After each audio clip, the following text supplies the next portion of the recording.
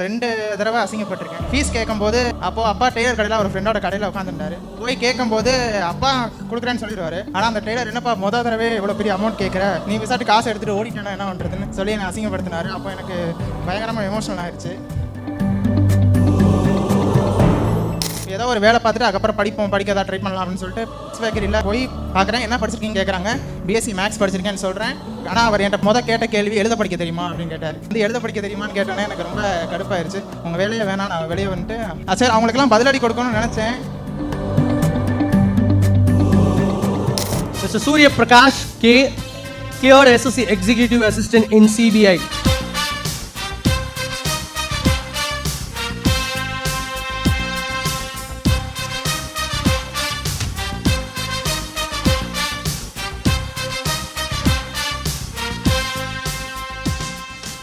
December ரேஸில் join பண்ணேன். December 4 எனக்கு ரிசல்ட் வந்தது 2023 டிசம்பர் 4.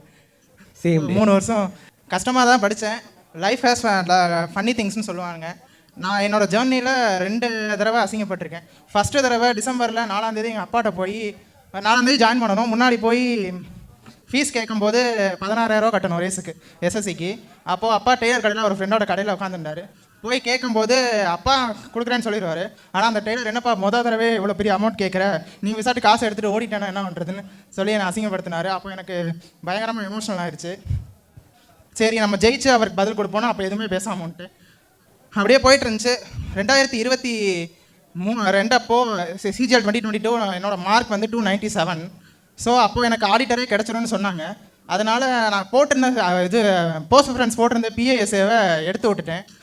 பார்த்தா நார்மலைசேஷனில் சதி பண்ணி எனக்கு போஸ்ட்டே கிடைக்காம போயிடுச்சு. ஸோ அதனால் அப்படியே சரி இதுக்கு நமக்கு வேலை வராது, நமக்கு தேவையில்லை, அப்படியே குவிட் பண்ணிடுவோன்னு குவிட் பண்ணிட்டு அடுத்த நாள் போய் ஏதோ ஒரு வேலை பார்த்துட்டு அதுக்கப்புறம் படிக்கதான் ட்ரை பண்ணலாம் அப்படின்னு சொல்லிட்டு பேக்கரியில் சும்மா பார்ட் டைமாக பண்ணலான்னு போய் ரெஸ்யூமே கொடுத்தேன். அங்கே இருக்க ஹச்ஆர் மேனேஜரை பார்த்துட்டு பேர் நல்லா ரெஸ்யூம்லாம் நல்லா ரெடி பண்ணிவிட்டு போய் பார்க்குறேன். என்ன படிச்சிருக்கீங்க கேட்குறாங்க. பிஎஸ்சி மேக்ஸ் படிச்சிருக்கேன்னு சொல்கிறேன். ரெஸ்யூம்லையும் பெருசாகவே பிஎஸ்சி மேக்ஸ் ஃபஸ்ட் கிளாஸில் பாஸ் ஆயிருக்குன்னு கேட்குறாரு போட்டிருக்கு. ஆனால் அவர் என்கிட்ட கேட்ட கேள்வி எழுத படிக்க தெரியுமா அப்படின்னு கேட்டார்.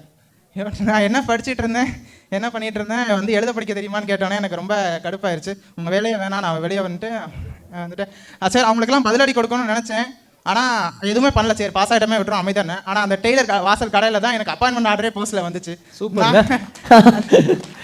அதுவாகவே நடத்திடுச்சு. அந்த மேனேஜருக்கும் அவன் நினைக்கிறேன்.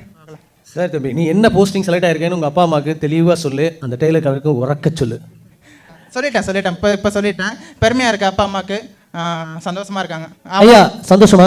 அவங்களுக்கான மேடை தான் இது. முக்கியமாக எங்கள் அண்ணன் அண்ணி வரணும், அவங்களால வர முடியல.